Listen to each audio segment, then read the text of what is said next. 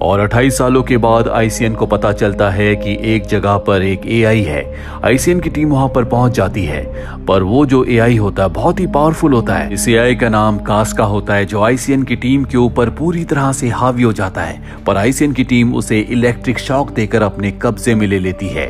दूसरी तरफ हमें एटलस को दिखाया जाता है, जो 28 सालों के बाद अब बहुत बड़ी हो चुकी है। वो अपने घर पर अकेली रहती है और तभी टीवी पर न्यूज आती है जिसमें जनरल बताते हैं कि बहुत जल्दी एक नए मिशन को शुरू किया जाएगा। इस मिशन के तहत ये किसी भी कीमत पर हर्लिन को पकड़ लेंगे और इस मिशन में एटलस भी इनका साथ देगी।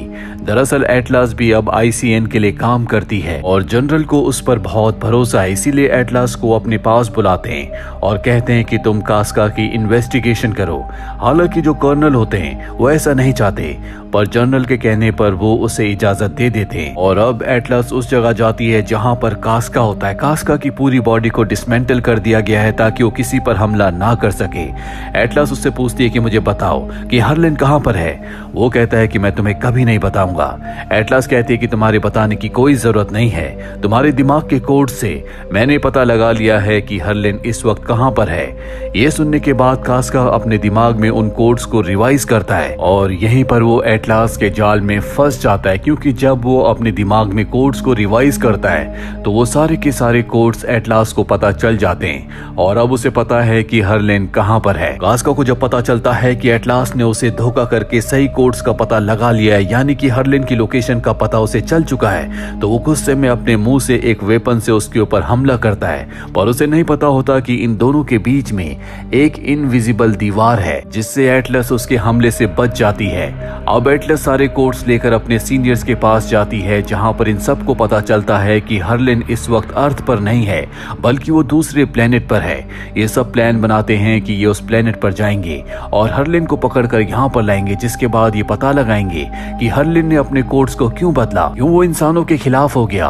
पर एटलस ऐसा नहीं चाहती, क्योंकि उसे लगता है कि अगर हर्लिन को वापस अर्थ पर लाया गया तो पहले की तरह अर्थ पर डिस्ट्रक्शन करेगा, जिससे लाखों करोड़ों लोगों की जान चली जाएगी। और एटलस की बात को यहाँ पर नहीं माना जाता। इसके बाद एटलस को कुछ रोबोट से मिलवाया जाता है। ये बहुत ही आधुनिक रोबोट्स हैं जिन्हें हर्लिन किसी भी कीमत पर अपने कब्जे में यानी कि हैक नहीं कर सकता। ये इंसानों के दिमाग से जुड़े हुए होते हैं, यानी कि रोबोट्स और इंसान एक दूसरे से दिमागी तौर पर जुड़े हुए हैं। एटलस कहती है कि इस तरह के रोबोट्स बनाना पूरी तरह से इलीगल है। आज से 28 साल पहले इसी तरह की गलती हुई थी, जिस वजह से दुनिया को बहुत खामियाजा भुगतना पड़ा था। पर कर्नल उसे बताते हैं कि इसका जो कोड है, यानी कि वो न्यूरो लिंक जो इंसानों को और रोबोट्स को दिमागी तौर पर आपस में जोड़ता है, ये और किसी ने नहीं बल्कि तुम्हारी मॉम ने बनाया था। और अब इन सभी बड़े बड़े रोबोट्स को सोल्जर्स अपने दिमाग से कंट्रोल करेंगे। कर्नल कहते हैं कि हमारे पास इसके अलावा कोई रास्ता नहीं है। एटलस को उनकी बात माननी पड़ती है और अब ये सब के सब अर्थ से उस प्लेनेट की ओर निकल पड़ते हैं जहां पर हर्लिन रहता है। बहुत लंबा सफर तय करने के बाद ये उस प्लेनेट के पास पहुंच जाते हैं जहां पर हर्लिन है। यहाँ पर एटलस सबके पास आती है और कहती है कि हमारा जो भी प्लान है वो हम पेपर्स के ऊपर लिखेंगे। ये सुनकर सब हैरान हो जाते हैं, क्योंकि ये वो वक्त है जब हर चीज कंप्यूटर से की जाती है, पेपर्स का कोई भी इस्तेमाल नहीं करता। एटलस सबको समझाती है कि अगर हम ये कंप्यूटर पर या किसी भी गैजेट पर करेंगे तो हर्लिन को हमारे प्लान के बारे में पता चल सकता है। इसके बाद सब अपने न्यूरो लिंक निकाल देते हैं और ये प्लान को डिस्कस करते हैं, जहां पर एटलस बताती है कि जिस प्लेनेट पर हम पहुंचने वाले हैं, जहां पर हर्लिन छुपा हुआ है, वो इंसानों के अनुकूल नहीं है। वहां पर बहुत तूफान आते हैं, साथ ही वहां पर बिजली के झटके भी लगते हैं। अब कर्नल भी यहाँ पर आ जाते हैं, जो सबको आगे के प्लान के बारे में बताते हैं और तभी इनके स्पेसशिप के ऊपर हमला हो जाता है जो हर्लिन के रोबोट्स ने किया होता है। ये सब के सब अपने रोबोट्स के साथ जुड़कर उनके अंदर बैठ जाते हैं और स्पेसशिप के बाहर हर्लिन के रोबोट से लड़ना शुरू कर देते हैं। कर्नल एटलस को बताते हैं कि हमारे पास एक कार्बन बॉम्ब है जिससे हम यहाँ पर पूरे के पूरे प्लेनेट को हर्लिन के साथ डिस्ट्रॉय कर सकते हैं। और ये बताने के बाद वो एटलस को एक रोबोट के अंदर डाल देते हैं और स्पेसशिप से बाहर फेंक देते हैं, क्योंकि स्पेसशिप क्रैश होने वाला है।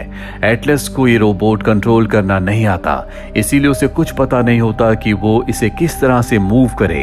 तभी वो देखती है कि उन्हीं का स्पेसशिप उसके ऊपर क्रैश होने वाला है और उन्हीं की एक सोल्जर उसे बचा लेती है। जिसके बाद कर्नल उसके पास आते और कहते हैं कि तुम्हें इस रोबोट को न्यूरोलिंक से यानी कि अपने दिमाग से कनेक्ट करना होगा, पर वो ऐसा नहीं करना चाहती।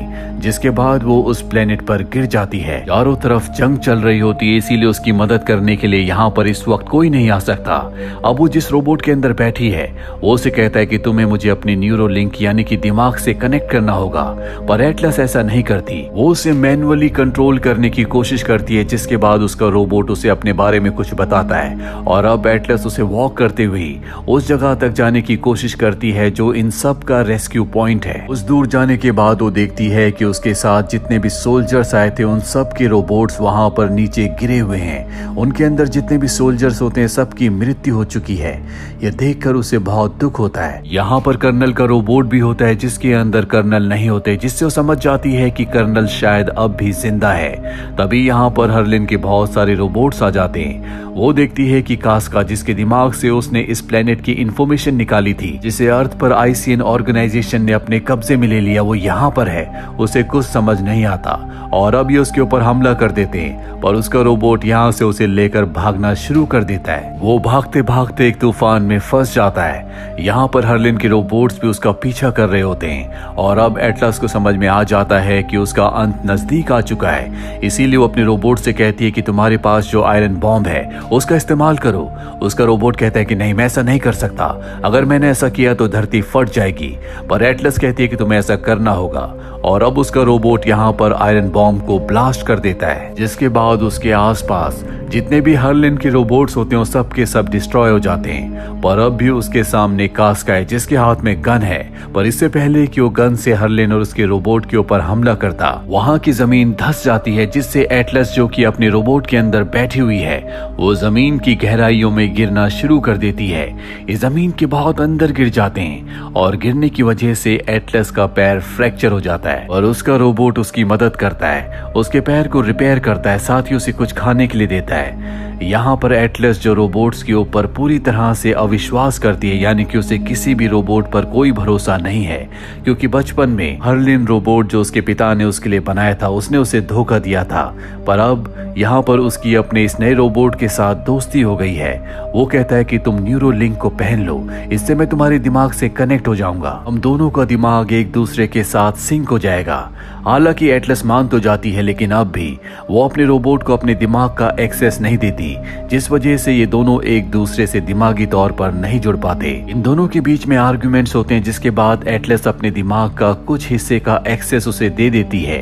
उसके रोबोट को पता चलता है कि इनके पास 14 घंटे हैं। 14 घंटों के बाद वो शट डाउन हो जाएगा। अब ये दोनों के दोनों जमीन के ऊपर आ जाते हैं और जब ये आगे बढ़ रहे होते हैं इनके सामने एक बार फिर से कास्का आ जाता है, लेकिन इस बार एटलस का रोबोट उसका सामना करने के लिए पूरी तरह से तैयार है। उसने उसके रास्ते में कई सारे बॉम्ब बिछा दिए होते हैं, वो सब के सब ब्लास्ट होना शुरू हो जाते हैं और जब ये उसके पास जाते हैं तो देखते हैं कि कास्का का धड़ अब खत्म हो चुका है। उसका अब सर ही सर बचा है जिसे एटलस डिस्ट्रॉय कर देती है और अब वो अपने रोबोट से बोलती है कि हमें उस जगह जाना होगा जहां पर हर्लिन है, पर उसका रोबोट मना कर देता है। एटलस इसका कारण पूछती है।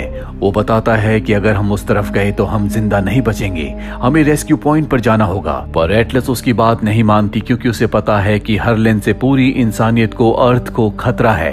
वो उसकी बॉडी से यानी कि रोबोट से बाहर निकलना चाहती है, पर अब क्योंकि उसका दिमाग न्यूरोलिंक से रोबोट से कनेक्टेड है, इसीलिए वो उसके माइंड को कंट्रोल करके उसे ऐसा करने से मना करता है। यहाँ पर हमें एटलस की बचपन की यादों को दिखाया जाता है जो उसे हमेशा डिस्टर्ब करती है जब वो बहुत छोटी थी, और हर्लिन रोबोट जो उनके साथ उन्हीं के घर पर रहा करता था, जिसका दिमाग उसकी मॉम के दिमाग के साथ कनेक्टेड था।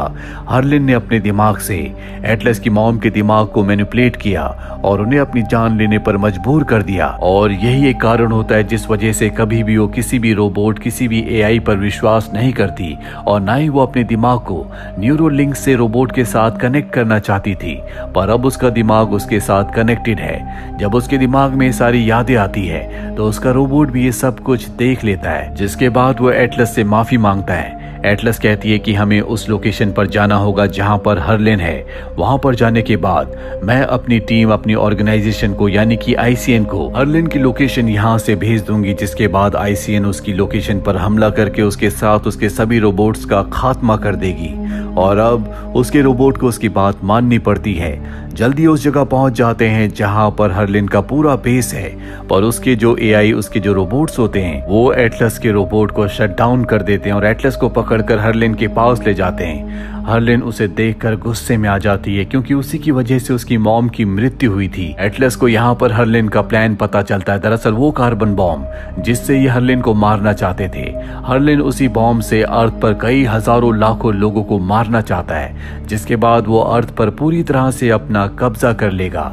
उस बॉम्ब का एक कोड कर्नल के दिमाग से उसे मिल गया होता है और उसका दूसरा कोड होता है एटलस के दिमाग में, और अब उसे वो कोड भी मिल जाता है, जिसके बाद वो एटलस को बंदी बनाकर उस जगह भेज देता है जहां पर कर्नल भी होता है। कर्नल के पास अब भी वो डिवाइस है जिससे दिमागी तौर पर किसी भी रोबोट से जुड़ सकते हैं, यानी कि न्यूरो लिंक। एटलस उनसे वो डिवाइस लेकर अपने कान पर लगा लेती है और अपने रोबोट को दोबारा से ऑन होने के लिए कहती है। बहुत मुश्किलों के बाद उसका जो रोबोट होता है वो ऑन हो जाता है और अब वो उससे कहता है कि तुम मुझे पूरी तरह से यानी कि 100% अपने दिमाग का एक्सेस दे दो। और अब एटलस ऐसा ही करती है, वो पूरा का पूरा एक्सेस अपने रोबोट को दे देती है, जिसके बाद उसका रोबोट उसके बचपन की सारी मेमोरीज को देख सकता है। वो देखता है कि एटलस जब बहुत छोटी थी तो उसकी मॉम हमेशा अपने काम में बिजी रहती थी, जिस वजह से वो एटलस को टाइम नहीं दे पाती थी और इस वजह से एटलस को हमेशा इग्नोर्ड लगता था। एक दिन वो हर्लिन के पास जाती और कहती कि मैं भी तुम्हारी तरह इंटेलिजेंट स्मार्ट बनना चाहती हूँ, इसीलिए तुम्हारे दिमाग में जो भी इंफॉर्मेशन है वो सारी इंफॉर्मेशन मुझे दे दो। जिसके बाद हर्लिन और एटलस न्यूरो लिंक से एक दूसरे के दिमाग से कनेक्ट होते हैं और जब हर्लिन एटलस के दिमाग को देखता है तो उसे पता चलता है कि किस तरह से इंसान हमेशा प्रकृति को डैमेज करते हैं, वो बहुत ही डिस्ट्रक्टिव है और अगर इंसान इसी तरह से करते रहे तो एक दिन वो अर्थ को पूरी तरह से खत्म कर देंगे। इससे अच्छा तो एआई है जो इस पूरी की पूरी अर्थ को बचा सकते हैं। ठीक उसी पल वो अपने दिमाग के कोड्स को बदल देता है। यहाँ पर एटलस की मॉम आ जाती है जो न्यूरो लिंक को निकाल देती है, पर अब तक हर्लिन पूरी तरह से बदल चुका है। वो एटलस की मॉम को खत्म कर देता है, साथ ही वहां पर जितने भी आर्टिफिशियल इंटेलिजेंस यानी कि जितने भी रोबोट्स होते हैं उन सबको अपनी तरह बना देता है। यहाँ पर अब एटलस का और रोबोट का दिमाग पूरी तरह से 100% सिंक हो चुका है। ये किसी भी कीमत पर हर्लिन को रोकना चाहते हैं जो कार्बन बॉम्ब से लाखों करोड़ों इंसानों को मारना चाहता है। ये उस तरफ निकल पड़ते हैं जहाँ पर हर्लिन है। इनके सामने रोबोट्स की एक बहुत बड़ी फौज आती है जिसका ये सामना करते हैं। कर्नल भी इनका साथ देते हैं और बहुत सारे रोबोट्स को आर्टिफिशियल इंटेलिजेंस को मारकर एटलस उस जगह पहुंच जाती है जहां से हर्लिन कार्बन बॉम्ब को अर्थ के लिए लॉन्च करने वाला होता है। दरअसल वो पूरी कमांड दे चुका है और अब वो इनके ऊपर हमला कर देता है, लेकिन हर्लिन अपने आप को किसी तरह से बचाती है। वो देखती है कि कार्बन बॉम्ब अब लॉन्च हो चुका है जो अर्थ की तरफ जा रहा है, पर इससे पहले कि वो इनकी रेंज से बाहर निकलता, यहाँ पर एटलस एक दूसरे रोबोट के वेपन को उठाकर उस कार्बन बॉम्ब के ऊपर हमला करके उसे डिस्ट्रॉय कर देती है, जिससे हर्लिन को बहुत गुस्सा आता है क्योंकि उसका पूरा प्लान अब चौपट हो चुका है। वो एटलस के ऊपर हमला कर देता है। वो रोबोट के अंदर है, वो उसके रोबोट को बहुत बुरी तरह से जख्मी करके जमीन पर गिरा देता है, जिससे एटलस उसके अंदर बेहोश हो जाती है। उसका रोबोट उसे अपने अंदर से बाहर निकालकर शॉक देता है ताकि वो होश में आ जाए, पर हर्लिन उसके ऊपर हमला कर देता है। रोबोट का एक हाथ कट चुका है, वो एक ही हाथ से हर्लिन का सामना कर रहा होता है। वो पूरी तरह से रोबोट के ऊपर हावी हो जाता है, पर ठीक उसी वक्त एटलस को होश आ जाता है जो पीछे से उसके ऊपर हमला कर देती है और उसके अंदर से उसके सीपीयू को निकाल कर उसे डिस्ट्रॉय कर देती है, जिससे हर्लिन का खात्मा हो जाता है। यहाँ पर एटलस का जो रोबोट है उसके अंदर अब इतनी पावर नहीं है कि वो यहाँ से जा सके। एटलस कहती है कि मैं तुम्हारे बिना नहीं जाऊंगी, तुम्हारी वजह से आज मैं जिंदा हूँ, तुमने पूरी इंसानियत को बचाया है। वो कहता है कि हम दोनों में से यहाँ से एक ही निकल सकता है। वो उसे ऑक्सीजन देता है, साथ ही उसकी फेवरेट कैंडी भी। एटलस बहुत ज्यादा इमोशनल हो जाती है, जिसके बाद उसे यहाँ से रेस्क्यू पॉइंट जाना पड़ता है। अगली सुबह अर्थ से रेस्क्यू टीम यहाँ पर आ जाती है जो एटलस को अपने साथ ले जाती है। अर्थ पर वापस आने के बाद एटलस जो हमेशा डिप्रेस रहा करती थी, जिसकी बचपन की यादें उसे हमेशा परेशान किया करती थी, अब वो पूरी तरह से नॉर्मल है। एटलस को बताया जाता है कि हर्लिन का जो